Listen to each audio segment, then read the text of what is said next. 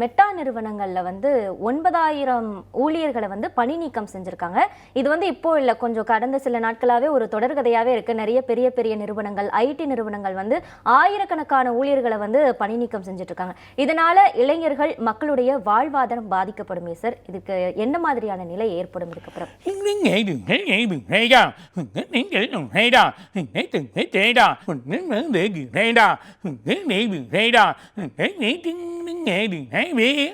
இந்த மெட்டா மட்டும் இல்லை, அமேசான், அதில் இருக்கக்கூடிய காக்கினஸ், அதில் இருக்கக்கூடிய நிறைய கம்பெனி, ஐடி யூனியர்ஸ்கள், பேங்க் சம்மந்தப்பட்டதெல்லாம் வேலை வாய்ப்புகள் இழக்க போகிறாங்க.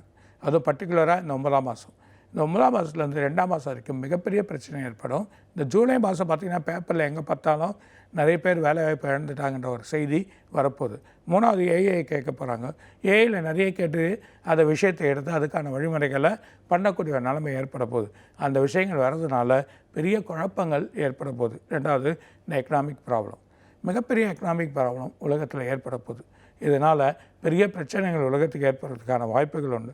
இந்த ப்ராப்ளத்தினால வேலை இல்லாத திண்டாட்டம், மெயின் இந்த வேலை இல்லாத திண்டாட்டம், பொருட்கள் கிடைக்காது, அத்தியாவசிய பொருட்கள் ஏறுறது, அதுக்கான வழிமுறைகள், அதுக்கெல்லாம் காரணமே இந்த போர் தான். இந்த போர் எப்போ ஒரு முடிக்கு வருதோ அப்போ தான் நல்லாயிருக்கும். இல்லைன்னா இன்னும் ஒரு பெரிய பிரச்சனையை ஏற்படுத்தி மக்கள்கிட்ட ரொம்ப ஒரு கொடுமையான நிலைமை, எல்லாமே பணம் இல்லாத ஒரு நிலைமை, எந்த ஒரு இதுவுமே வந்து வாங்க முடியாது, எந்த ஒருமே செய்ய முடியாத ஒரு நிலைமை ஏற்படுறதுக்கான வாய்ப்பு இருக்குது. அதனால தான் நிறைய வந்து நம்மளோட வல்லுநர்கள் வந்து அதுக்கான முயற்சிகள் பண்ணுறாங்க. நிறைய இந்த எக்கனாமிக்ஸ் இருக்கவங்களாம் முயற்சி பண்ணுறாங்க.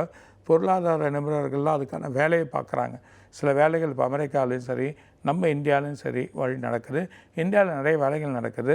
இதனால் இந்த கண்ட்ரி, நம்ம கண்ட்ரி தான் இதுன்னு பிரச்சனை இல்லை, எல்லா கண்ட்ரிக்குமே ப்ராப்ளம் வரும். இது இல்லாமல் உலக நாடுகள் ஃபுல்லாக ப்ராப்ளம் வரும்.